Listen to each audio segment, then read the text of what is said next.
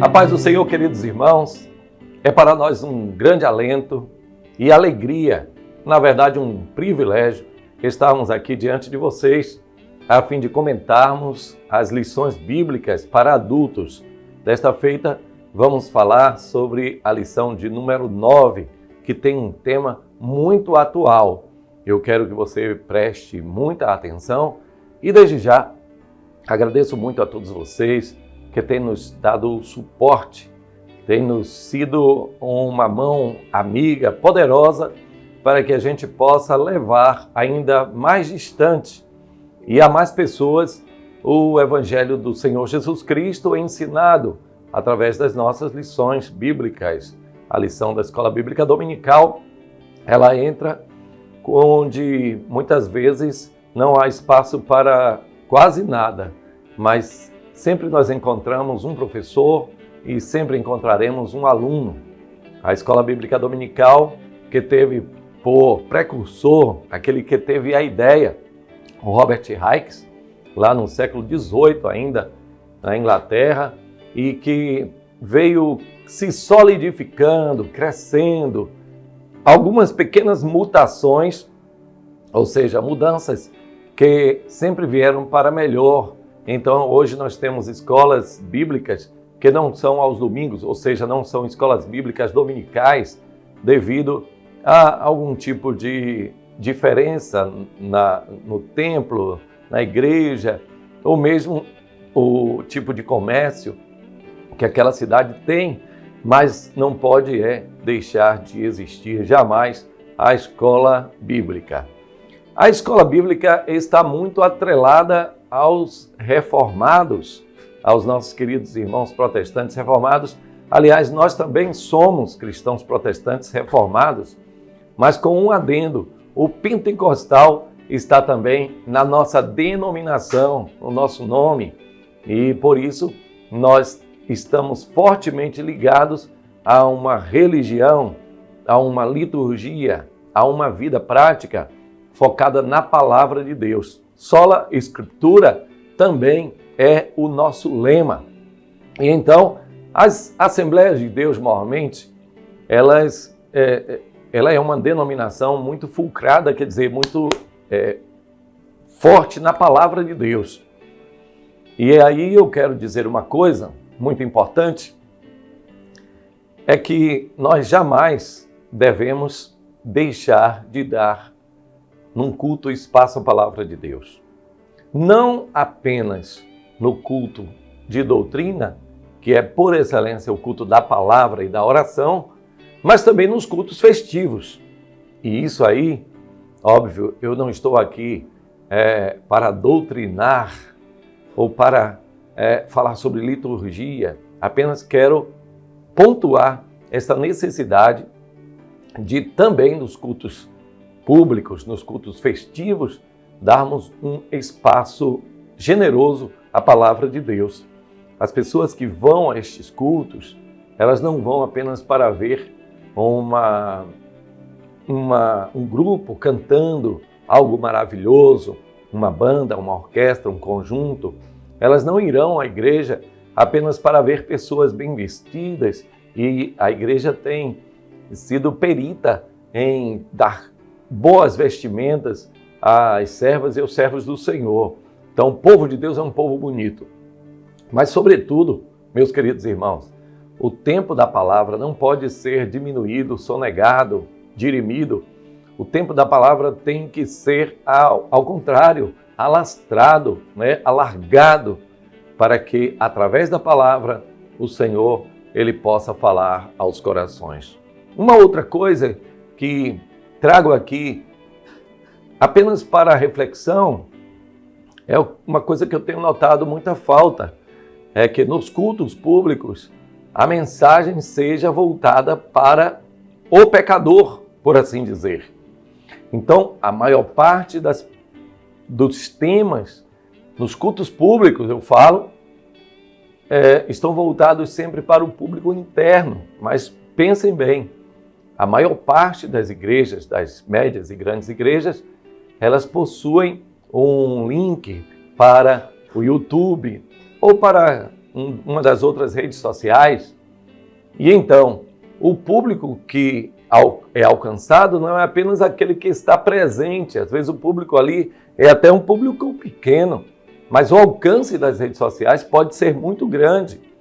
Então é preciso que a gente volte a ter um pensamento, a ter um olhar para aquele que não é cristão, para aquele que não conhece o Senhor Jesus Cristo.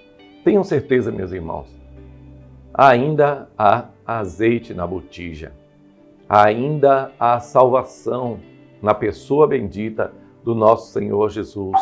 Vamos pregar, vamos ensinar a palavra de Deus, mas vamos também pregar que Jesus Cristo, Ele salva, Jesus Cristo, Ele batiza, Jesus Cristo cura e leva para o céu. Amém?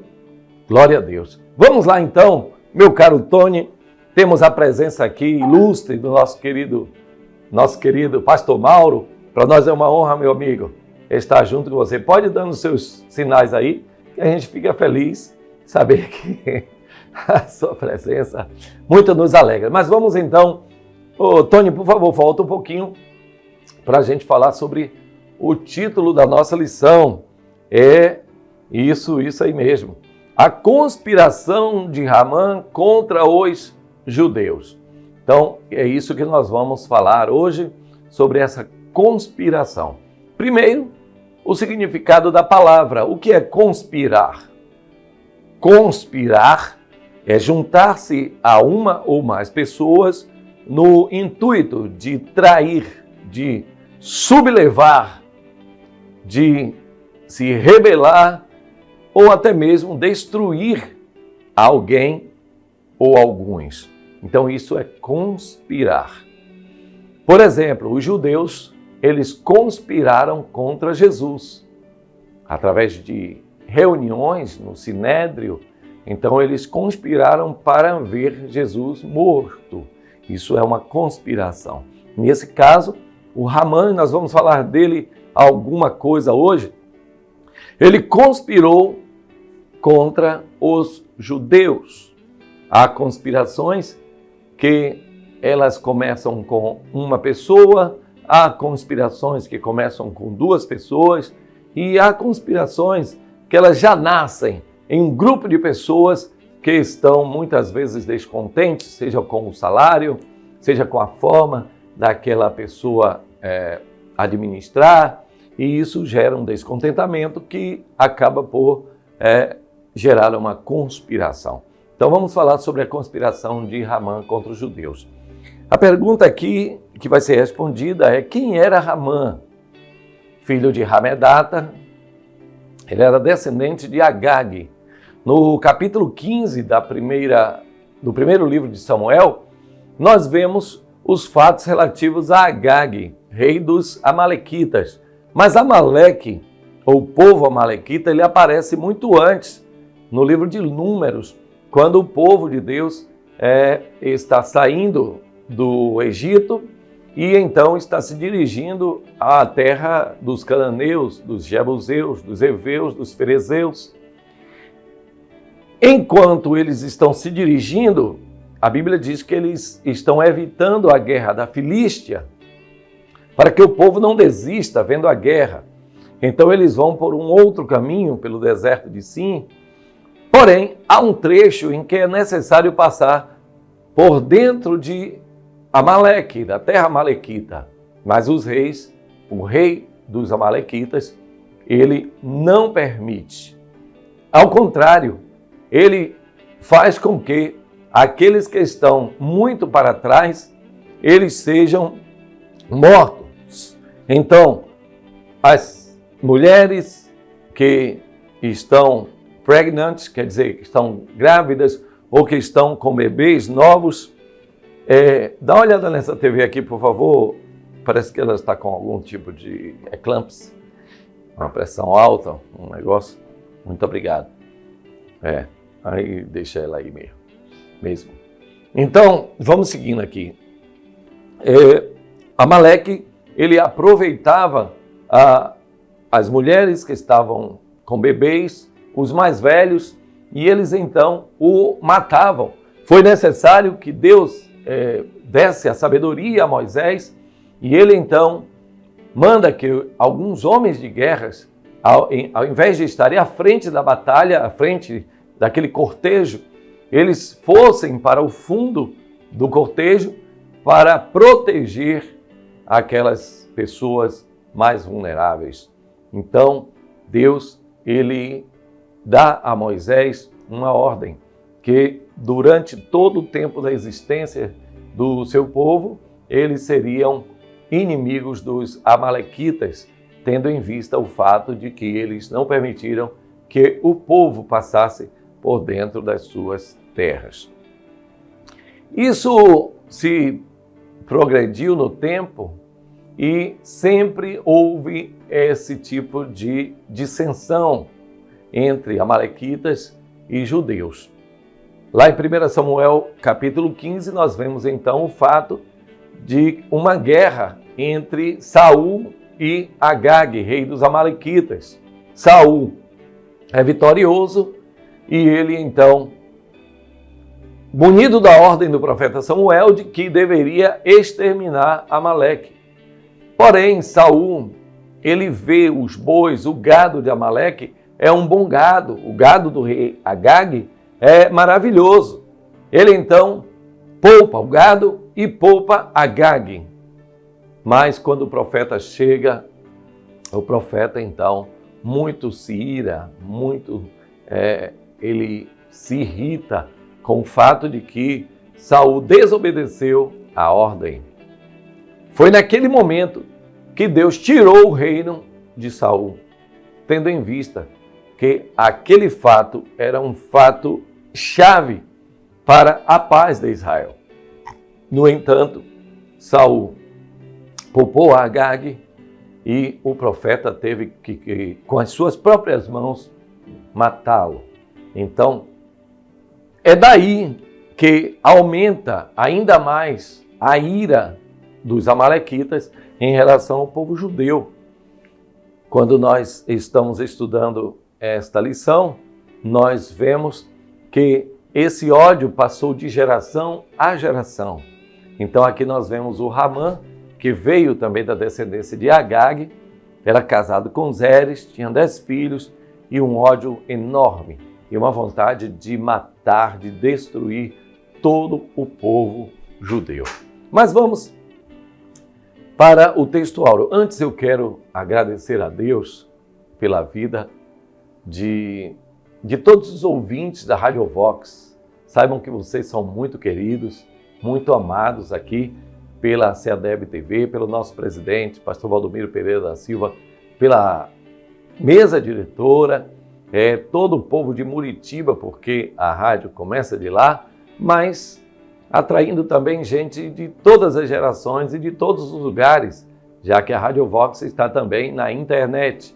E se você perdeu ou não tem um celular ou uma internet de boa qualidade, você pode acessar radiovox.com.br ou então na Rádio Net e ouvir o nosso comentário sempre aos sábados, a partir das 19 horas. Um grande abraço ao querido Valmir Júnior e um grande abraço também ao pastor Antônio Márcio Braga, que também é um dos locutores e apresentadores da Rádio Vox. Que Deus abençoe a vocês, em nome de Jesus.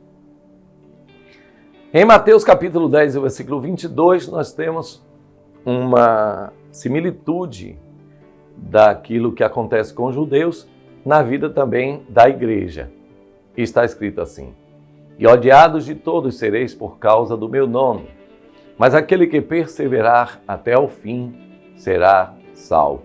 Jesus, ele está dando aqui a instrução aos seus discípulos e já colocando como fato consumado a presença de ódio nos corações das pessoas, não porque somos fracos, não por causa da nossa pobreza, não por causa da nossa feiura, não por causa da nossa gordura, não por causa da nossa inteligência, não por causa da nossa riqueza, nada disso.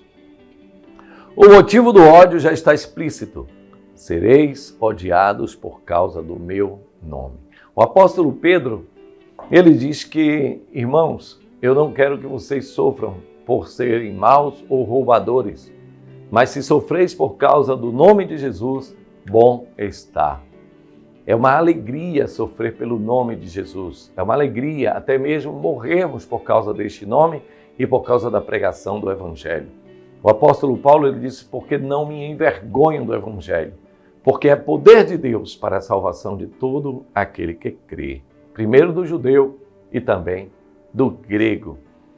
Mas aquele que perseverar até ao fim será salvo.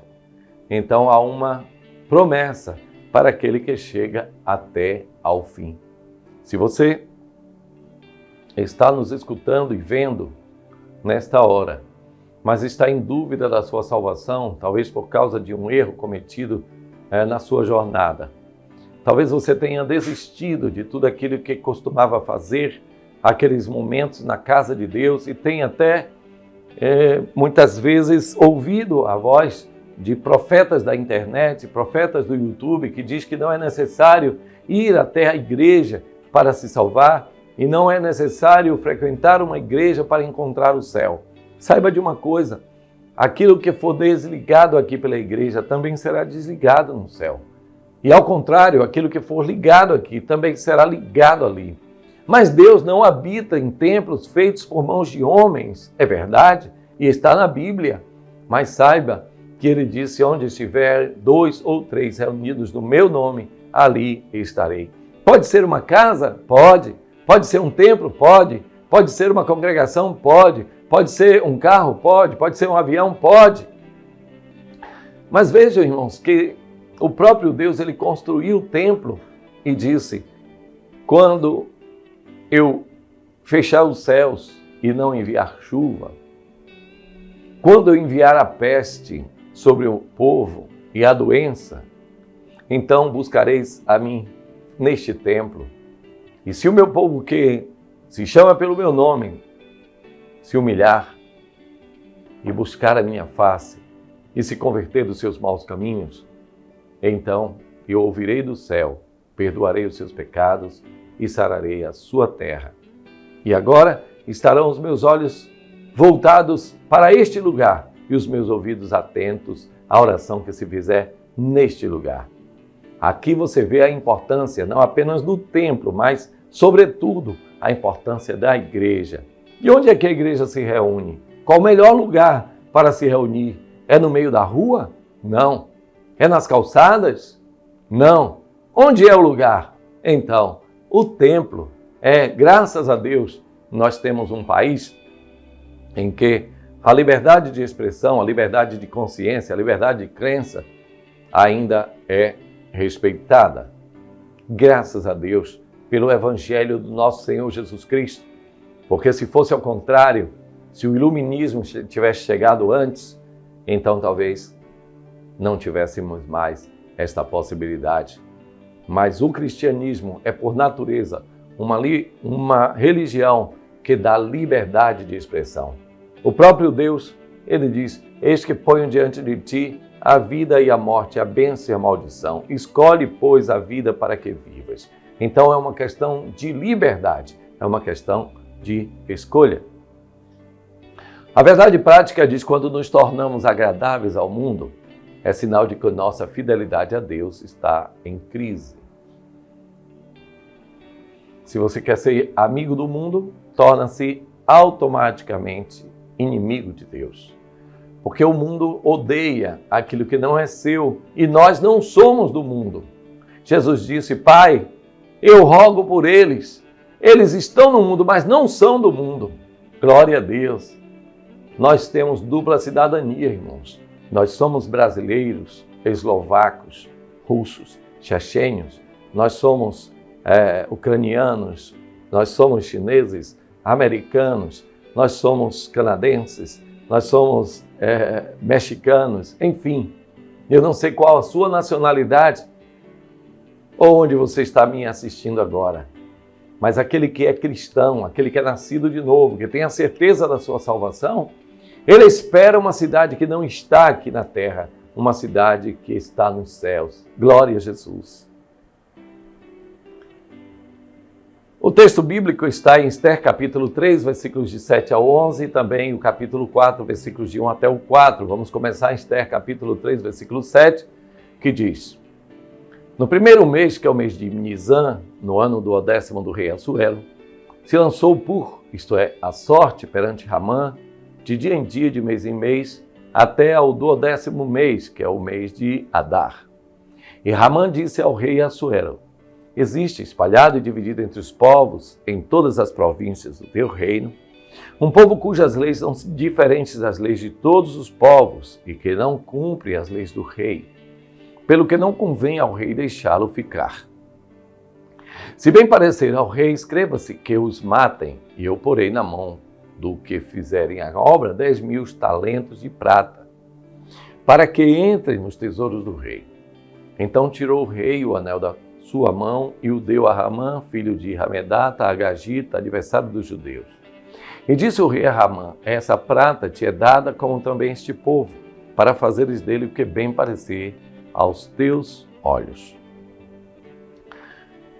Esther capítulo 4, versículo 1 diz: Quando Mardoqueu soube tudo quanto se havia passado, rasgou Mardoqueu as suas vestes e vestiu-se de um pano de saco com cinza.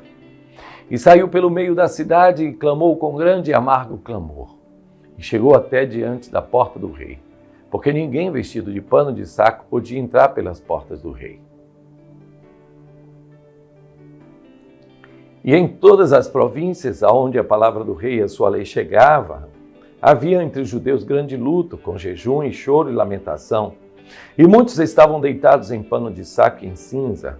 Então vieram as moças de Esther e os seus eunucos e fizeram-lhe saber com o que a rainha muito se doeu, e mandou vestes para vestir a Mardoqueu e tirar-lhe o seu cilício, porém ele não as aceitou.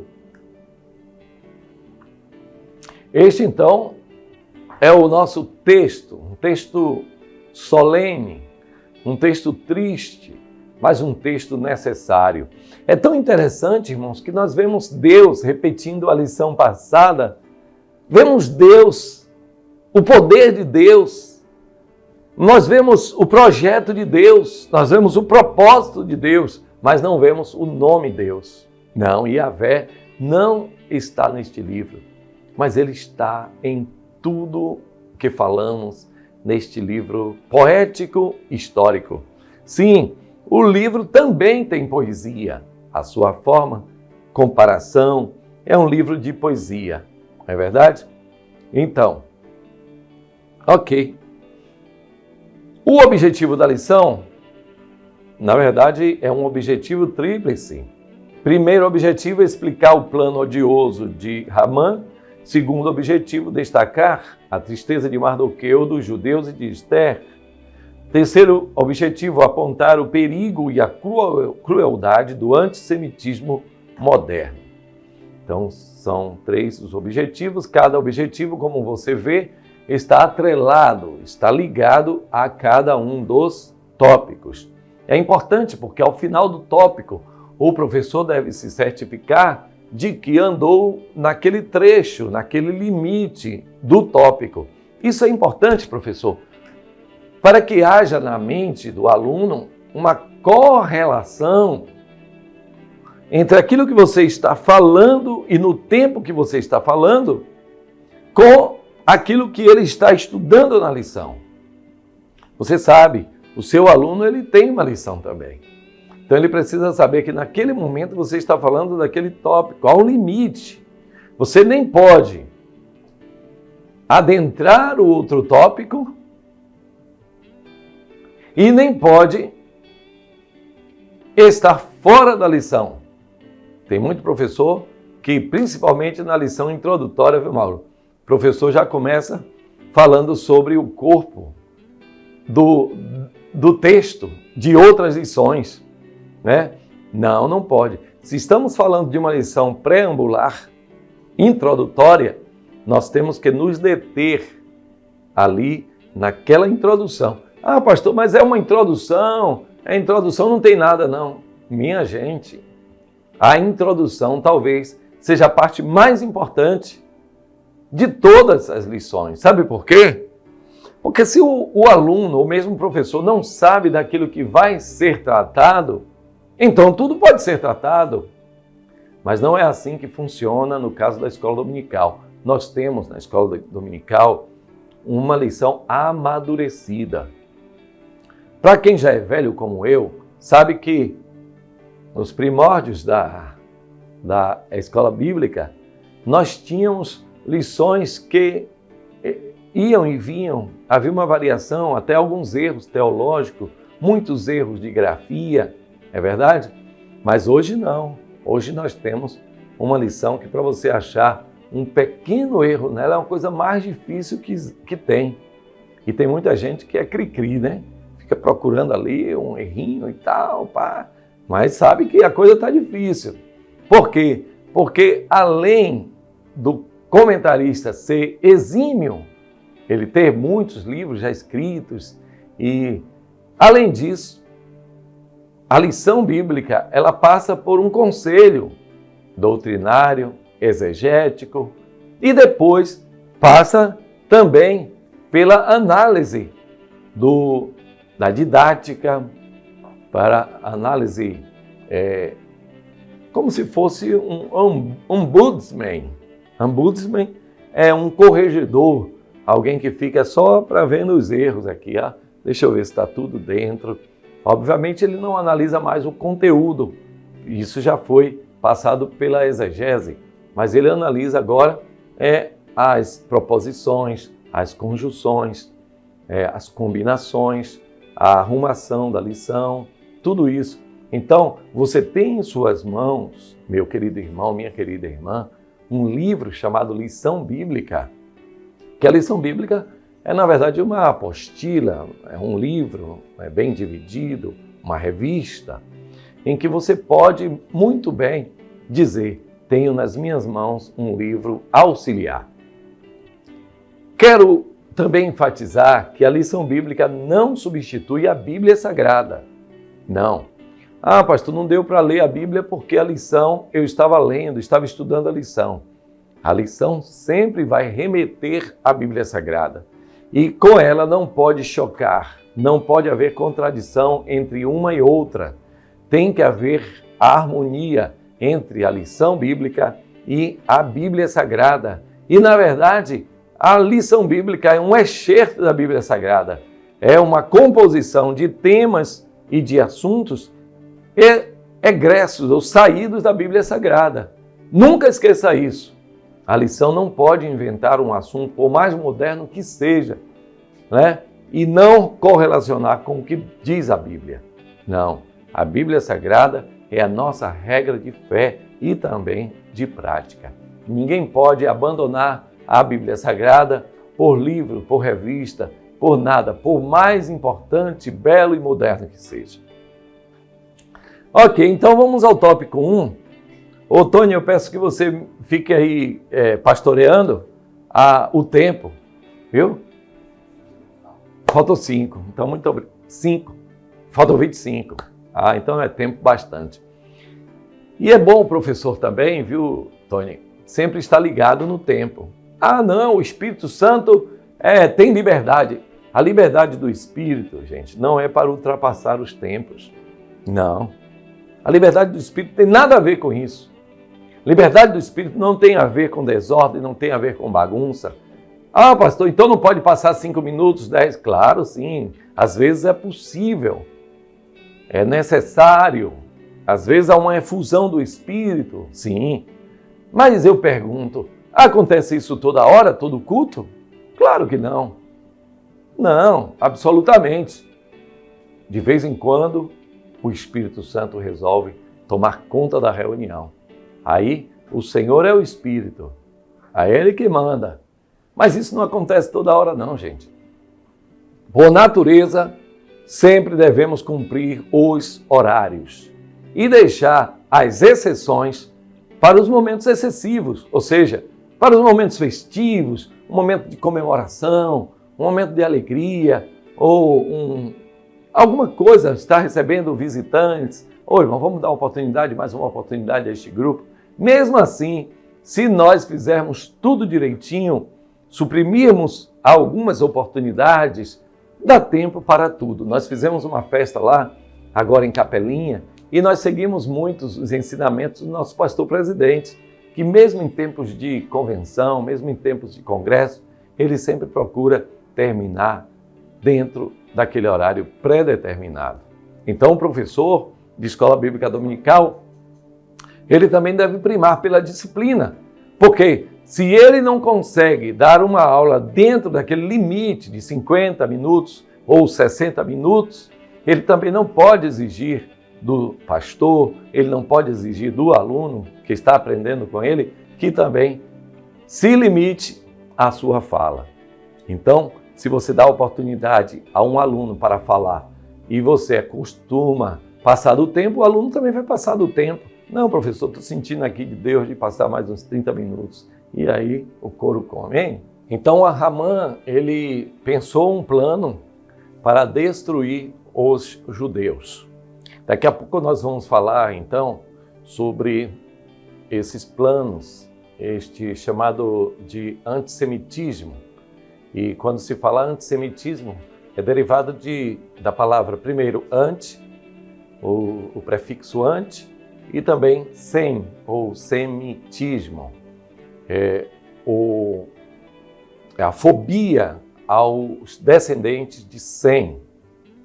Sem é um dos filhos de Noé que originou a descendência do povo de Deus, de onde também veio posteriormente os judeus. E então, nós vamos falar disso com mais vagar, mas vamos então observar o plano odioso de Ramã. Primeiro, as intrigas e patologias do poder. Todo poder humano, ele é cercado de intrigas. Todo poder humano. Cabe, obviamente, ao líder ele coibir, quer dizer, ele minimizar esses tipos. Ele não pode incensar, ele não pode valorizar esse tipo de coisa. Ele não pode, quando alguém chega falando mal do outro, ele dizer, ele é mesmo assim, ele é tal. Não, o líder cristão, ele deve minimizar, irmão, vamos orar por ele, ou então vamos chamar ele aqui, você já conversou com ele? Para que não dê lugar a ódio, a raiva. Imagine o líder que, ele sabendo que no seu colégio, no seu colégio apostólico, por assim dizer, pessoas que não se dão bem com as outras, e ele fazer com que aquilo ali é normal, é natural. Não é natural no ambiente cristão. No ambiente cristão, todos devem procurar ser pacientes uns com os outros, longânimos uns com os outros, procurar compreender o ponto de cada um. É isso que a Bíblia manda, que nós procuremos amar uns aos outros assim como Ele nos amou. Mas quanto mais poder, mais intrigas. Quanto mais poder, mais patologias. Patologia quer dizer a doença do poder, né? Quando a pessoa é só ela e Deus, eu sou humilde, eu quero trabalhar para meu Senhor levando a palavra com amor. Mas à medida que vai crescendo, o tempo vai passando, então vai muitas vezes assumindo funções e cargos e vai galgando posições, aí as coisas mudam de figura. Começa a olhar as pessoas de cima para baixo, começa a não dar a atenção que antes dava, muitas vezes até aos seus familiares, aos seus amigos, já não há tempo, já estou ocupado demais, crescendo. Mas tudo isso, meus irmãos, tem que ser visto com muito cuidado, tem que ser visto com muito carinho, seguindo o exemplo do nosso Senhor. Cuidado com o poder inebria, o poder incensa, o poder também derruba. Quantas pessoas que estão lá em cima de poder, mas estão lá embaixo de fé, de comunhão. É preciso tomar cuidado.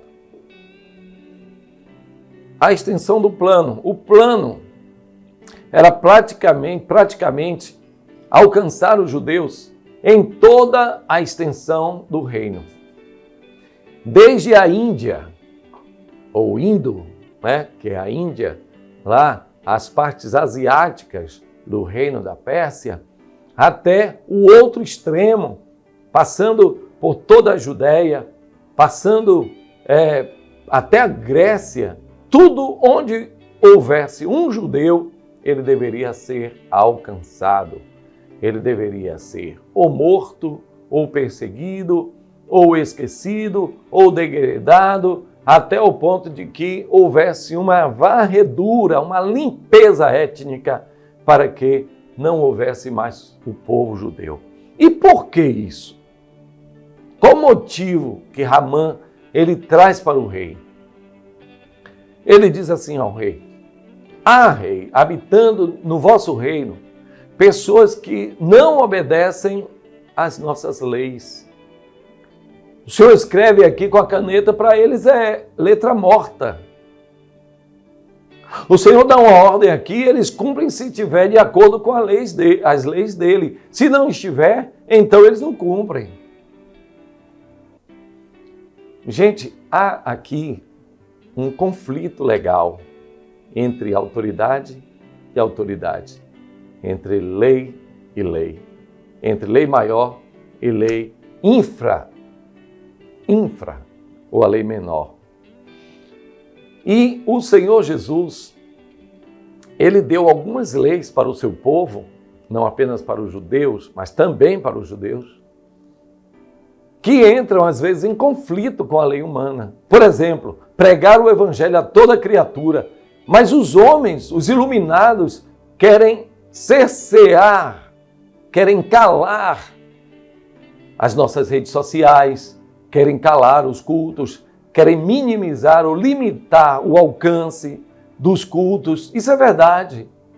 Nos países que antigamente eram chamados países da cortina de ferro, cortina de aço, cortina de bambu, nos países mais fechados do mundo, a primeira coisa que eles fazem é considerar o cristianismo e a Bíblia discurso de ódio, para que o evangelho do Senhor Jesus não seja pregado.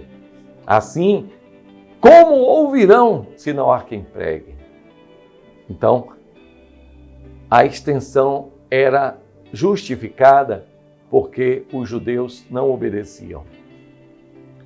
Há ainda um agravante, é que os judeus, eles são bons de dinheiro, eles sabem ganhar dinheiro, eles são pessoas prósperas. Vide o seu pai Abraão: farei de ti uma grande nação, te abençoarei e te multiplicarei. Não apenas a bênção, mas também a multiplicidade. Multiplicidade de filhos, multiplicidade de bens. Quando nós observamos lá no capítulo 37 do livro de Deuteronômio, nós vemos as bênçãos que foram determinadas sobre as tribos, os príncipes das tribos. São bênçãos de muita riqueza, muita prosperidade.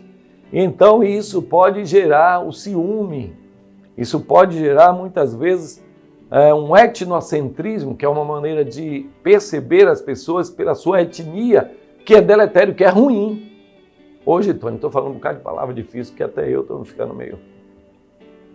Tem que facilitar. O certo mesmo é você fazer um discurso inteligível para todas as classes de pessoas, para que a pessoa possa entender. Agora, você fica falando palavra difícil que a pessoa às vezes não entende, mas eu falo palavra e eu explico, né? Porque o pastor Márcio disse que Deus complica, depois explica porque complicou. Eu não entendo muito bem essas coisas, não.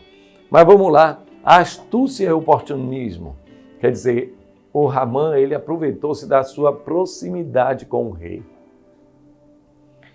Se você está perto do rei, você deve usar a sua influência, primeiro, para ajudar o rei a administrar, mas não deve usar a sua influência para queimar as pessoas, para falar mal das pessoas, para pegar o pior das pessoas e colocar diante do rei. Não. Você tem que ser um bom auxiliar do rei. Você tem que trazer ao rei uma boa palavra, uma palavra de firmeza, uma palavra de ânimo. É claro que, às vezes, a pessoa passa da marca, né? A pessoa passa do limite. Mas é preciso ter muito cuidado, porque Ramã foi um desses oportunistas. Estava ali perto, então, para destruir o povo que ele não gostava, porque Ramã poderia utilizar a sua influência para trazer prosperidade àquele reino. Naquele tempo, o rei persa estava às voltas com o rei Filipe II crescendo lá na Grécia, né? E o Filipe II deu lugar a Alexandre o Grande. Então havia poderes sendo contestados. Ramã poderia utilizar, rei, vamos preparar-nos para a guerra. Esse povo que está crescendo aí na Grécia é um povo muito inteligente. Há filósofos, há pré-filósofos, há o Aristóteles, há o Platão, pessoas muito inteligentes. É preciso formar também uma escola de pensamento e tal. Não, ele foi falar mal do Mardoqueu. É complicado, né? Aí também já é demais também, como dizia um amigo. Então, o segundo tópico, vamos lá para ele, vai falar sobre a tristeza de Mardoqueu, dos judeus e de Ester. Aqui, quando foi anunciado o decreto real, então houve uma onda de tristeza. Você sabe o que é uma onda de tristeza, Antônio? Pois é. Quando há um evento ou uma notícia ruim, então há uma onda de tristeza. As pessoas todas que ouvem aquela notícia são atingidas e todos baixam o fogo. Hoje nós temos uma onda de tristeza no mundo. Ele está atingindo a adolescência. Muitíssimos adolescentes estão sem saber o que fazer da vida. A vida tem perdido o sentido para eles. Os grupos de K-pop, as músicas embaladas, elas não conseguem preencher o vazio. Por quê? Porque há uma onda de tristeza. A Organização das Nações Unidas, ela tem tentado encontrar alguma solução que diminua essa quantidade de adolescentes problemáticos no sentido de tristeza, no sentido de depressão, no sentido de perda da motivação.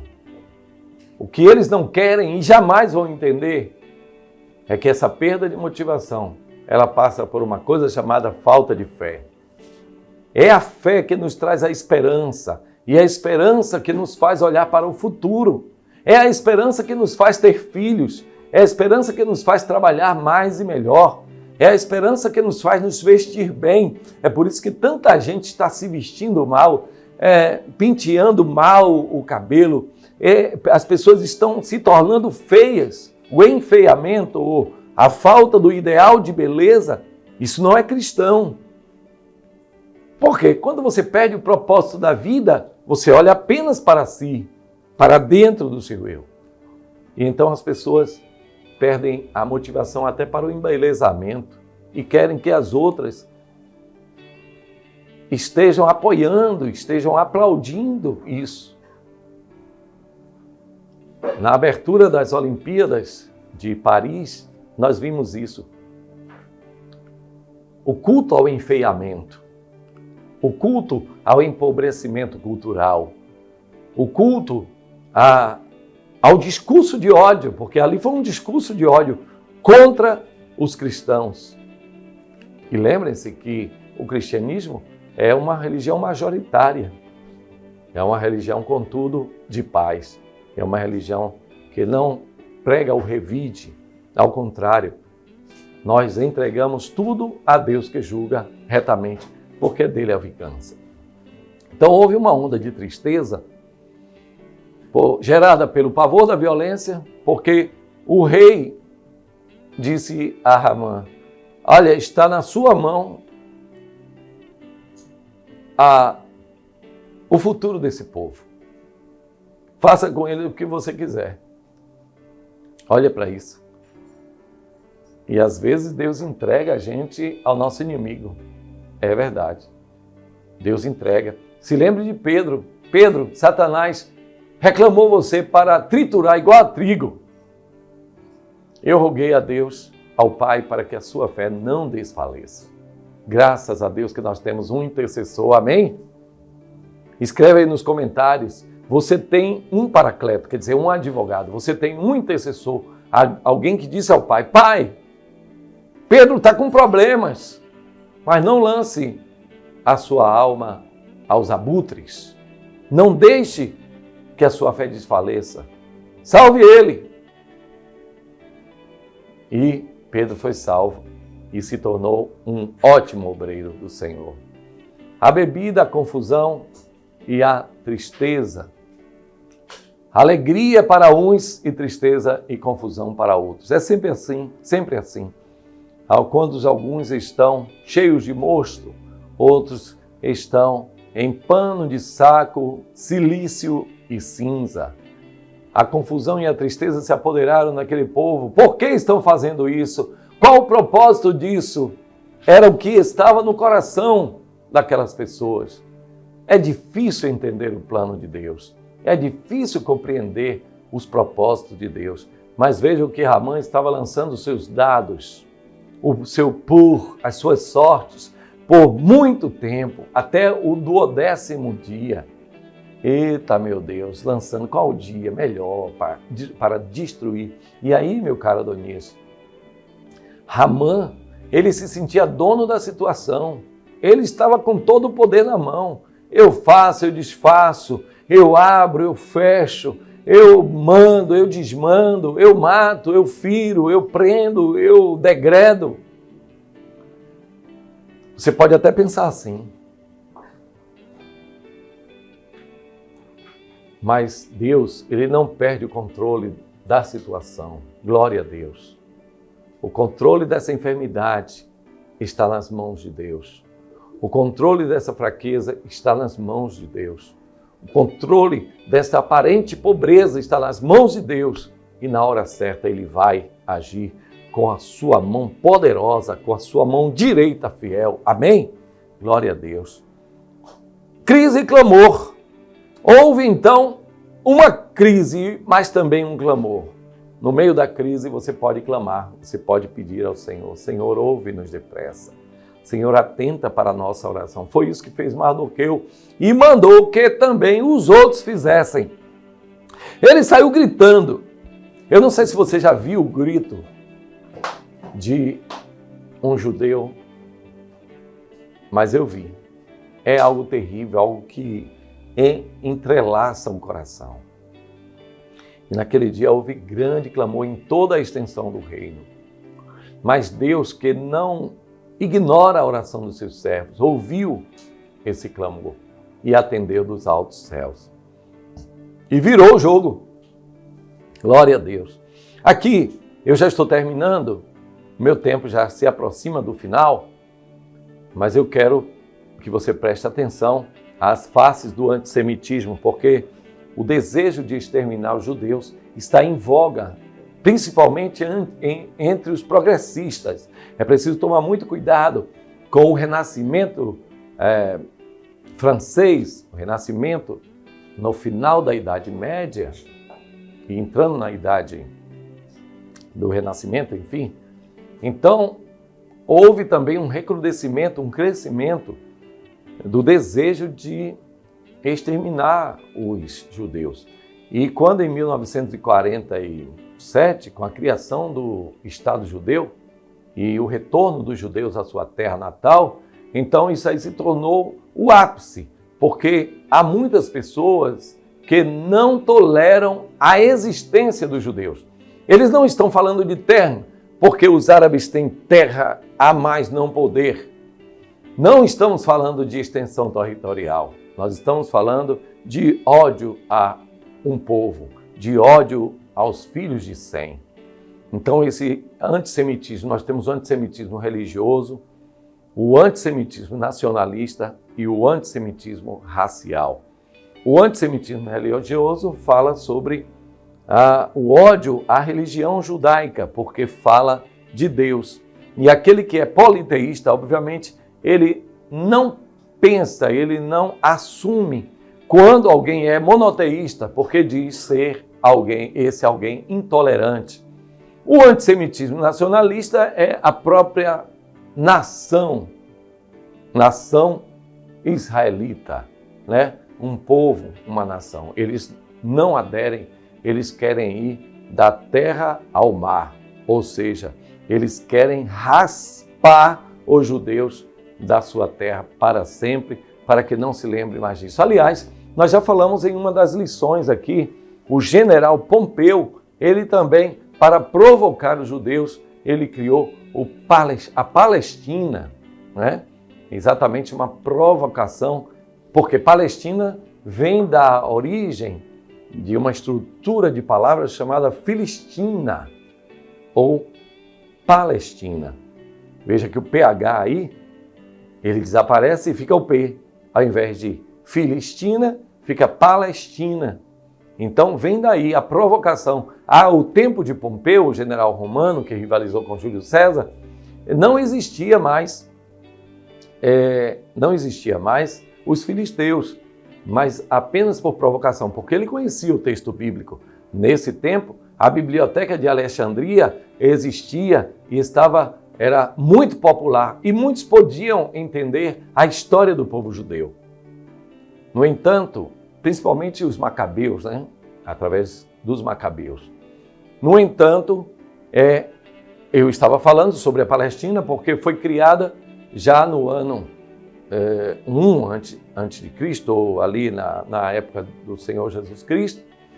Então, já naquele tempo nós vemos o antissemitismo. Mas antes, aliás, não dá para falar de tudo, porque nós temos também Antíoco Epifânio, um dos quatro generais de Alexandre o Grande, também foi totalmente contra os judeus. E depois nós vemos também o antissemitismo racial, o ódio a um povo, né?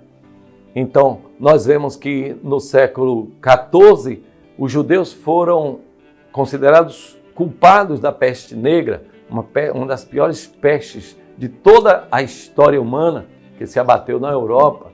Na Idade Média, eles foram vítimas da Inquisição, da chamada Igreja Católica. O primeiro Gulag, o primeiro lugar de confinamento, aliás, não foi Hitler quem criou, foi o Papa IV, em 1555. Depois nós temos o antissemitismo nacionalista e racial, eu falo daqui. Com Hitler, o antissemitismo racial, o que era? Que todo judeu, todo testemunho de Jeová, todo homossexual, todo cigano, todos deveriam ser exterminados. E foram criados campos de extermínio, campos de concentração, campo de trabalho forçado, exatamente para destruir um povo. O objetivo era identificar e perseguir. O meu tempo se esgotou, mas eu vou fechar deixando esta tela aí, para que você possa anotar os anos. Eu coloquei aqui exatamente os anos e a progressão dessa perseguição antissemita desde 1933 até 1935, né? Então, aí nós estamos aí antes até da Segunda Guerra Mundial, ok? 1933, a Grande Guerra Mundial, a Segunda Grande Guerra Mundial começou em 1939 e foi até 1945, contudo durou até 1946 com a rendição total. Esta foi então, meus irmãos, a nossa lição bíblica, lição de número 9, a conspiração de Haman contra os judeus, e esperamos vocês para a lição de número 10. Fiquem ligados, Deus abençoe a todos em nome de Jesus.